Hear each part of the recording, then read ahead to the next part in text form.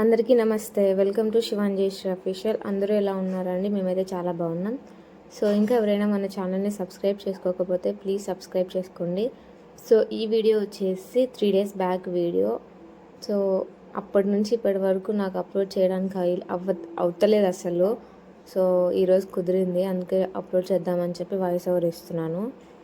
ఇక్కడ వచ్చేసి కాకరకాయలు అనేవి తరుగుతున్నాయి. చాలా రోజులు అవుతుంది కాకరకాయలు చేసుకోవాలని, కానీ అది డైరెక్ట్ ఆ కాకరకాయ ఒక్కటే కూర చేసుకోవడానికి అవ్వదు. ఎందుకంటే కర్రీ చేస్తారు కాకరకాయతో, బట్ కానీ చేదు వస్తుంది కాబట్టి ఇంకా తినలేం. నాకైతే అస్సలు తినలేను. నేనంతే, శివ కూడా తినడు. సో ఏదైనా పప్పు అలా చేస్తే కాకరకాయ ఫ్రై చేసుకుంటే బాగుంటుంది కదా అని చెప్పి ఇంకా దాటిని అలాగే పెట్టేశాను. ఈరోజు పప్పు చేస్తుంటే సడన్గా గుర్తుకొచ్చేసింది, ఇంకా కాకరకాయలు ఉన్నాయి కదా, వేస్ట్ చేయడం ఎందుకు, తాలింపు పెట్టేద్దాం, అదే ఫ్రై చేసేద్దాం అని చెప్పేసి ఇంక అన్నీ అలా క్లీన్గా మొత్తం పీల్ చేసేస్తున్నాను. ఇలా నీట్గా జూరేసుకున్నామంటే వాటిపైన ఉన్నదంతా పోతే అప్పుడు చేదు అనేది ఉండదు కాకరకాయకి. అదే మెయిన్ చేదు రావడానికి రీజన్ అనమాట. సో అందుకోసమని మొత్తం అంతా అలా పైన ఉన్నదాన్నంతా జూరేస్తున్నాను నీట్గా. చేదున్నా పర్లేదు తినేస్తామనే ఎవరైనా తినేవాళ్ళు ఉంటే అది అంత నీట్గా జూరాల్సిన అవసరం లేదు, జస్ట్ లైట్గా అలా అన్నేసుకుంటారు. బట్ మాకు అంత చేదు నచ్చదు కాబట్టి నీట్గా జూరుతున్నాను నేనైతే మొత్తం. సో ఇంకా వాటన్నిటిని అలా జూరిన తర్వాత సాల్ట్ వాటర్లో వేసేసాను. సాల్ట్ వాటర్లో వేయడం వల్ల కూడా చేదు అనేది ఉండదన్నమాట కాకరకాయకి. సో అందుకోసమని మొత్తం జూరిన వాటిని అన్నిటిని కాకరకాయల్ని ఆ సాల్ట్ వాటర్లో కొద్దిసేపు అలా పెట్టేశాను. దాని తర్వాత దాన్ని ఇంకా నేనైతే ఈలపీటతో అంటే కత్తితో కట్ చేయలేదు, ఎందుకంటే ఎంత చిన్నగా కొయ్యాలన్నా అవి కొంచెం పెద్దగానే వస్తుంది. ఇలా చిప్స్ చేసే దాంతో మొత్తం అంతా చేస్తే అలా నీట్గా సాఫ్ట్గా అంటే థిన్గా పలుచగా వస్తాయి కాబట్టి మనం నూనెలో వేయించేటప్పుడు కూడా క్రిస్పీగా వస్తుంది. అందులో చేదు కూడా తగలదు మనకి. సో అందుకోసమని ఈ విధంగా నేను చిప్స్ కట్టర్తో కాకరకాయలన్నింటినీ అలా చేసుకున్నాను. బాగా నీట్గా థిన్గా పలుచగా అనేది మనకు కట్ అయిపోతాయి. సో చూసారు కదా, అన్నీ పలుచగా అన్నీ కట్ చేసి పెట్టేసుకున్నాను. ఈ విధంగా ఉండడం వల్ల మనకు చేదు అనేది రాదు, కాకరకాయ కూడా క్రిస్పీగా వస్తుందన్నమాట ఆయిల్లో మనం వేయించినప్పుడు. సో ఇంకా ప్యాన్ పెట్టుకొని అందులోకి ఆయిల్ అయితే వేసుకున్నాను. ఇంకొక సైడ్ పప్పు కూడా ఉడికిపోయింది, ఇంకా దాన్ని వెనిపేయాలి. ఆలోపు కాకరకాయని కొద్దిసేపు గ్యాస్ మీద పెట్టేద్దాం, మంచిగా లో ఫ్లేమ్లో అలా మరగనిద్దాం అని చెప్పేసి అలా పెట్టేశాను. అది బాగా సాఫ్ట్గా అయిపోయి క్రిస్పీగా అయ్యే వరకు అలా వేయించుకుంటూ మీడియం ఫ్లేమ్లోనే ఉంచాలి. సో చూసారు కదా, ఇక్కడ మధ్యలో ఒకసారి అలా ఓపెన్ చేసుకుంటూ అలా కలిపుతూ ఉండాలి, లేకపోతే మాడిపోతుంది. సో ఆ విధంగా రెడ్గా అయ్యే వరకు కాకరకాయని మంచిగా ఫ్రై చేసుకోవాలి ఆయిల్లో.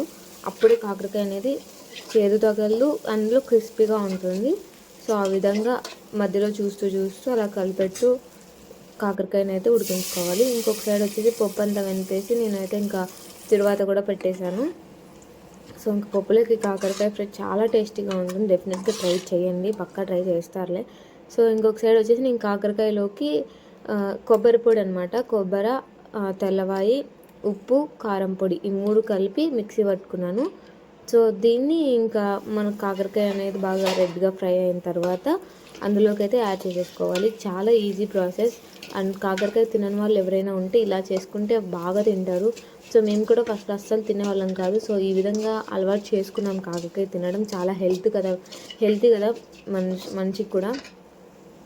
సో ఆ విధంగా ఇంకా కాకరకాయని చేసుకొని ఇంకా వేడివేడి అన్నంలో అలా పప్పు, ఇంకో సైడ్ కాకరకాయ ఫ్రై చేసుకొని తింటున్నాను. చాలా అంటే చాలా టేస్టీగా వచ్చింది, పక్కాగా ట్రై చేయండి మీరు కూడా. సో ఇక్కడ వచ్చేసి ఆమ్లెట్ కూడా పెట్టుకున్నాను. ఆమ్లెట్ నాకు అసలు ఎగ్ అంటేనే పడదు. నేను అది శివ కోసం వేసింటే శివ కొంచెం తినేసి నేను మళ్ళీ తింటానని చెప్పి బయటకు వెళ్ళిపోయాడు. సో ఎప్పుడు చూసినా ఆమ్లెట్ అడుగుతుంటాడు కదా, అంత టేస్టీగా ఉంటుంది, ఒకసారి ట్రై చేద్దామని చెప్పేసి చూశాను, కానీ నాకు అస్సలు నచ్చలే. నాకు అసలు ఆ గుడ్డు వాసన అంటేనే నచ్చదు. నిద్రవై లేచినాడు భవిష్.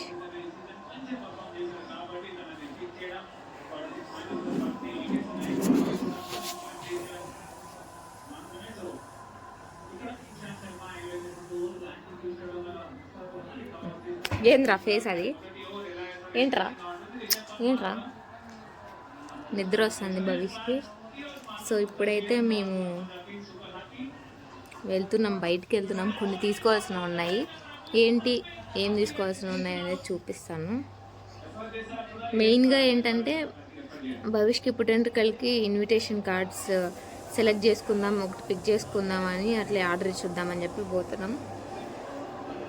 సో ఇంకా 1 వీకే ఉంది. రేపు సండే, నెక్స్ట్ సండేనే ఇంకా 31st. సో ఇంకా పుట్టెంటుకలు ఆ రోజు తీస్తున్నాం కాబట్టి ఇంకా టైం 1 వీక్ ఉంది కాబట్టి ఫాస్ట్గా పనులు చేసుకోవాలి ఇంకా ఒక్కొక్కటి. కంట్లేకి అన్నీ అడ్డం పడుతున్నాయి పాపం. బొచ్చు బాగుంది, మొత్తం వెళ్ళిపోతుంది వీటికి కదా నాన్న. సిల్కీ హెయిర్ కదా. ఓకే, మళ్ళీ అక్కడికి వెళ్ళిన తర్వాత చూపిస్తాను. సో ఇంక ఇక్కడ ఏంటంటే ఆ రోజు ఈవినింగ్ బయటకు వెళ్ళి అవి కార్డ్స్ అనేది, ఇన్విటేషన్ కార్డ్స్ అనేది చూసేద్దాము, అలాగే ఇంకా దగ్గరలో ఉంది కదా చేసుకుందామని వెళ్దాం పదా అంటే శివ ఇంకా నేను రెడీ అయ్యాను. భవిష్ పడుకున్నాడు. సో ఇంకా లేపాను వాడిని, అందుకే అలాగా నిద్రమత్తులో ఉన్నాడు. సో మేము వెళ్ళింది ఒక పని అయితే దానికి 3 పనులు చేసుకొని వచ్చాం బయటకు వెళ్ళిన తర్వాత.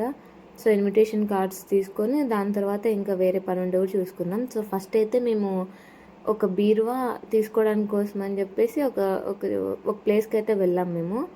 సో అక్కడ వచ్చేసి బీరువా తీసుకుందామని చూస్తూ ఉన్నాం. ఆల్రెడీ శివ చూసేసి వచ్చాడు. ఒకసారి నీకు కూడా చూపిస్తాను రా అని నన్ను పిలుచుకొని వెళ్ళాడు. సో అక్కడ చూస్తున్నారు కదా, ఆ బీరువా అనేదే తీసుకోవాలని అనుకుంటున్నాడు. బీరువా అయితే మాకు కాదండి, జ్యోతికి చాలా రోజుల కిందట అడిగింది. పాపం మాకు తీసుకెళ్ళడానికి కుదరలేదు, అందుకే ఇప్పుడు తీసుకెళ్తున్నాం. బీరువా అయితే ఇంకా అది సెలెక్ట్ చేసుకున్నాము. దాని తర్వాత మేము చూస్తూ ఉంటే మాకు డ్రెస్సింగ్ టేబుల్ అయితే చూపించారు. సో తీసుకుందాం అని అన్నాడు శివ. ఇంకా అయితే ఏమనుకోలేదు, తర్వాత చెప్దాంలే అని చెప్పి ఇంటికి వచ్చేసాం. ఇక్కడైతే మేము దారిలో మళ్ళీ ఒక బట్టల షాప్కి అయితే వెళ్ళాం, భవిష్కి ఏదైనా డ్రెస్ తీసుకుందాం అని చెప్పేసి. కానీ అక్కడేం సెట్ అవ్వలేదు. ఆ ఒక డ్రెస్ కోసం చూస్తున్నాం కానీ అది సెట్ అవ్వలేదు. పక్కాగా అది ఏదోలాగా తీసుకొని చూపిస్తాను ఆ డ్రెస్ ఎందుకోసం అని చెప్పేసి. దాని తర్వాత ఇంక మేము ఇంటికి వస్తుంటే ఇంకా దారిలో పానీపూరి బండి మా ఇంటికి దగ్గరలో ఉంది కదా, ఒక ప్లేట్ పానీపూరి అయినా తినేసి వెళ్ళిపోదాం అని ఇంకా అక్కడ ఆగేమో పానీపూరి అయితే తింటున్నాము. అదొక ఎమోషన్ పానీపూరి అనేది, చూస్తే బండి ఆగలేం, ఖచ్చితంగా తినాల్సిందే. సో అది వచ్చేసి ఫ్రీ పార్క్ అండి, పులివెందుల వివేకానంద పార్క్ అని చెప్పి ఉంటుంది కదా. సో అక్కడ పానీపూరి చాలా టేస్టీగా ఉంటుంది. సో అక్కడైతే తింటున్నాము. ఇంకా భవిష్ అయితే బండిలో కూర్చొని ఆడుకుంటూ ఉన్నాడు. ఇంకా శివ ఏదో ఫోన్ మాట్లాడుతుంటే నేను అలాగా చుట్టూ వీడియో అయితే రికార్డ్ చేస్తున్నాను. ఇంకా అక్కడ నుంచి మేమైతే ఇంటికి వచ్చేసాం. ఇంక ఇది నైట్ అనమాట. భవిష్ అప్పటికి 10:30 అవుతుంది, అయినా సరే ఇంకా పడుకొని లేదు వాడు. వాళ్ళ నాన్న లోపల టీవీ, ఇంకా మ్యాచ్ స్టార్ట్ అయింది కదా IPL, ఇంకా వాళ్ళ నాన్న టీవీ చూస్తూ ఉన్నాడు.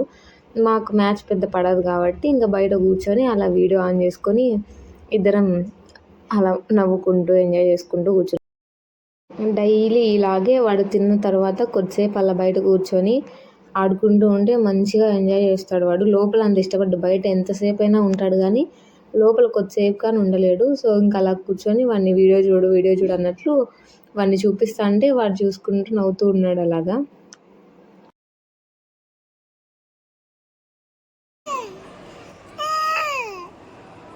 లే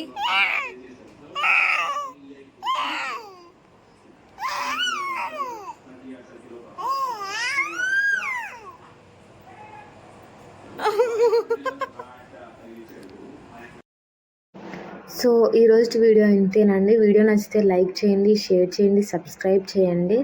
సో పక్కనే ఉన్న బెల్ ఐకాన్ని క్లిక్ చేయండి. దానివల్ల నేను ఏదైనా వీడియో పెట్టగానే ఫాస్ట్గా మీ మొబైల్కి అయితే రీచ్ అయిపోతుంది. So thanks to all, bye.